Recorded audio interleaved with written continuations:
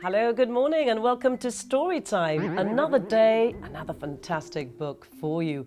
And we really have brought you plenty of variety over the last few weeks. It's amazing to see just how many books are on offer.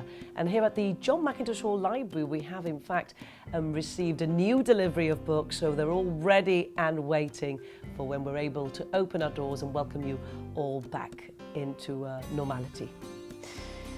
Shall we see what I've chosen today for you? Well, it's another from popular author Julia Donaldson, and this one is called The Girl, the Bear, and the Magic Shoes. Let's have a look. There was once a little girl called Josephine who loved running. Her old running shoes were too tight, so she went into a shoe shop and tried on some new ones. They were red and they had a label saying Magic Shoes. "What's magic about them?" asked Josephine. "Aha, wait and see," said the shoe shop lady. Josephine bought the shoes and decided to go for a run.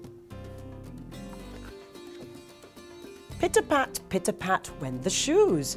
But then she heard another sound. Click, click, click, click. Josephine turned around. A bear with a backpack was following her. Click, click, went his claws on the road. Josephine ran faster.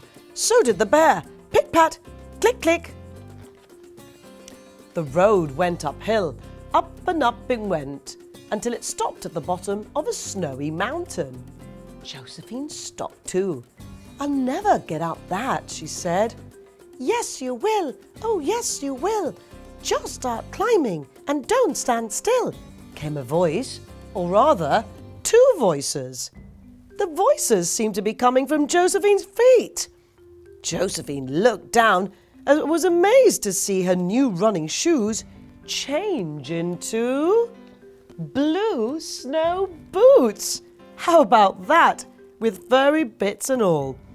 Crunch, crunch, crunch. You give it a go. Crunch, crunch, crunch.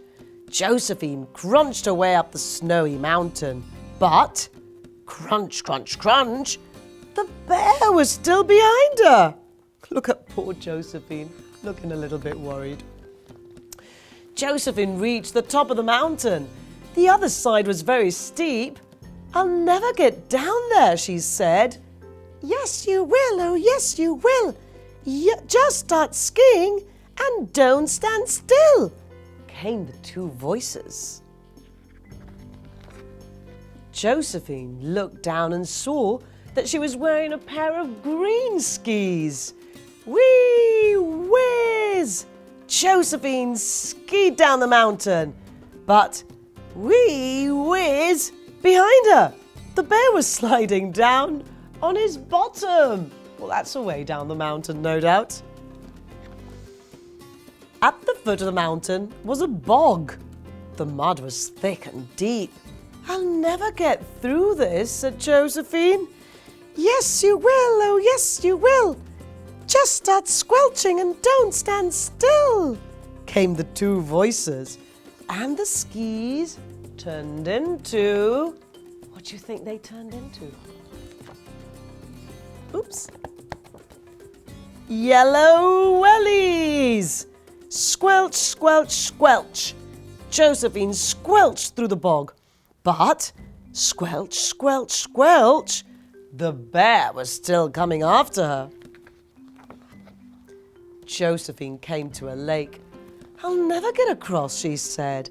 "Yes, you will. Oh, yes, you will. Just start swimming and don't stand still," came the voices again. And the wellies turned into orange flippers. Splish, splash. You go. Splish, splash. Josephine swam across the lake.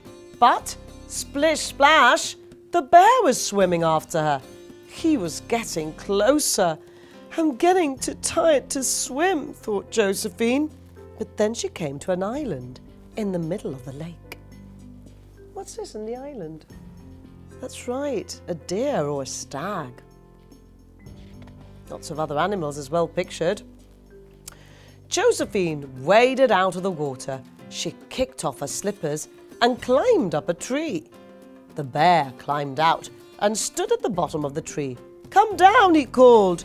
"But you'll eat me," said Josephine. "No, I won't," said the bear. "Then why were you chasing me?" asked Josephine. "I was chasing you because you left your old shoes behind in the shop," said the bear. "The shoe shop lady asked me to give them back to you," and he took them out of his backpack. Josephine climbed down the tree. "Thank you," she said, "but what were you doing in the shop? Bears don't need shoes, do they?" "Oh, that was a mistake," said the bear. "I didn't mean to go into the shoe shop. I meant to go into the fish shop next door." Then the flippers laughed. "Ha ha ha! Ho ho ho! Time for a dance now, off you go!" And they turned into a pair of pink dancing shoes. Josephine put the dancing shoes on, and she and the bear danced all around the island. How much fun! Until it was time to splash, squelch, crunch, whiz, and run all the way home. One more time. Until it was time to splash, squelch, crunch, whiz, and run all the way home. The end. The little girl made a new friend, the bear, and her magic shoes were so much fun, don't you think? She just assumed the bear was chasing her for all the wrong reasons, but he was trying to actually return something that belonged to her. So there we have it. I'm sure you all have a pair of magic shoes that you can try at home and make your own special adventures where you can squelch and crunch and splash and do anything that those magic shoes allow you to. And remember to join us every day. We're on live at 10 every morning, but then you can also catch up on the Gibraltar Cultural Services page and the Gamper page as well. So until then, make sure to have some more special book adventures. And remember, keep on reading. See you soon. Goodbye.